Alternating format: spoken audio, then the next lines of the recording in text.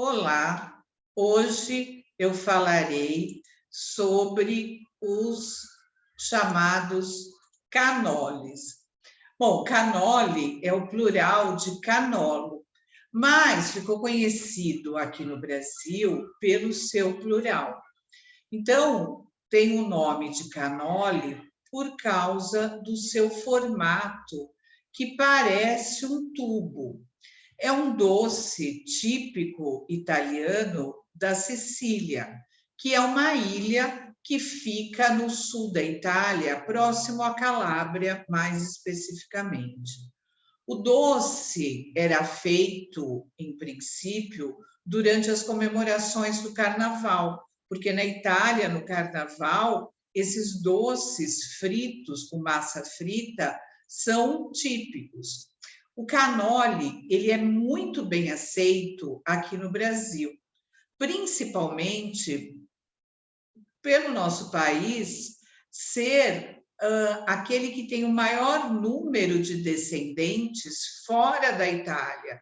Então, segundo dados que eu levantei, são 25 milhões de brasileiros que são ítalo-descendentes.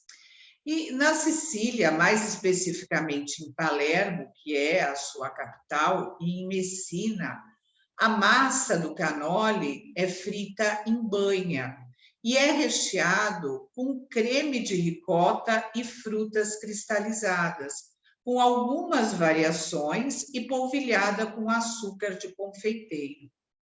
Esse creme de ricota é uma criação tipicamente siciliana. E na Sicília, eles usam o leite de cabra, coado e fresco. E o leite de cabra é o ingrediente principal de dois doces famosos de lá, o canole e a cassata.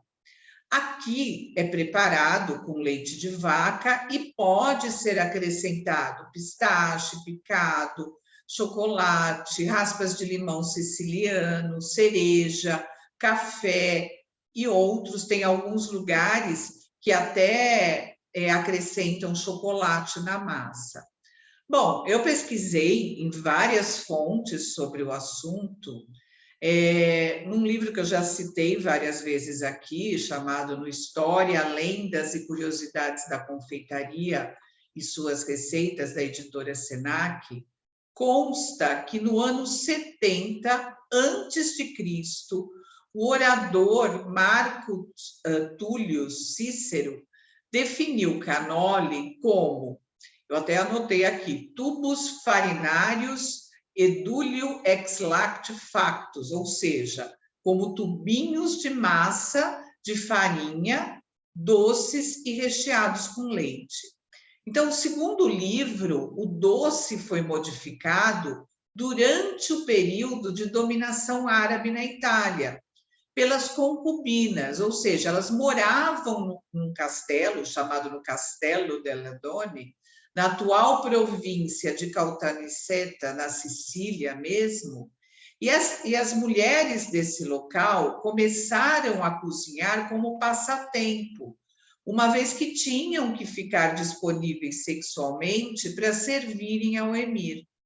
Aí parece que elas mesclaram a receita original do canolo, né? Então, como eu já falei, é um doce escrito no singular, com a de um doce árabe preparado com mel e amêndoas em forma de tubo.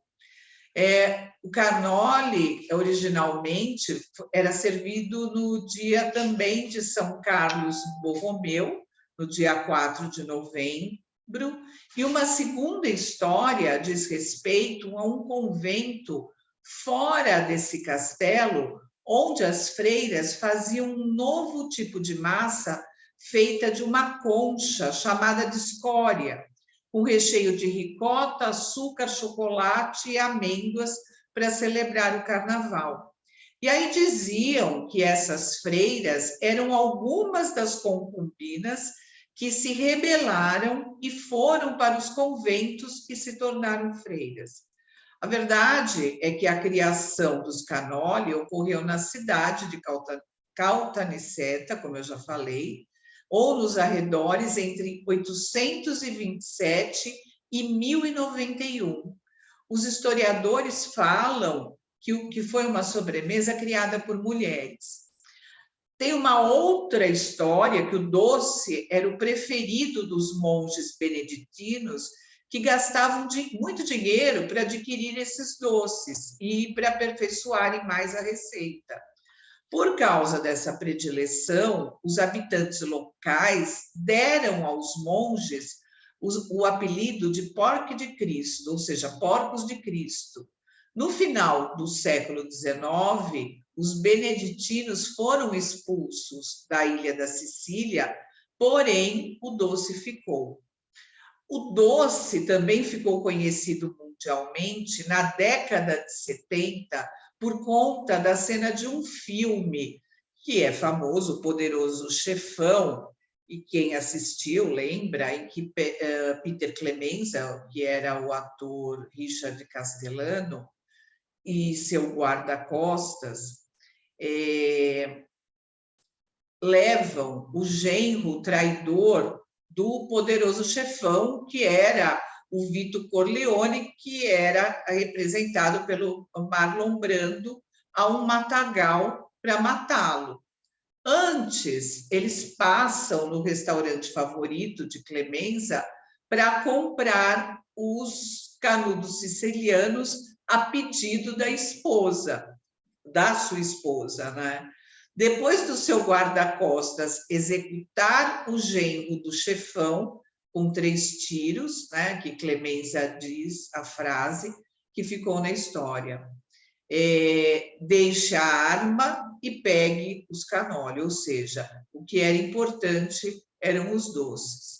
Esse doce é encontrado em grande número de confeitarias aqui no Brasil e aqui em São Paulo, principalmente, e tem um lugar chamado Laguli, em Astória, uma confeitaria italiana que fica num bairro grego de Nova York, que é simplesmente maravilhoso. Acho que nem na Itália tem um canoli tão gostoso. Espero que tenham gostado da história. É uma história que retrata, né? É claro que tem algumas questões que nós não sabemos se são realmente verdadeiras, mas é uma história interessante de um doce italiano que é muito bem aceito aqui no Brasil.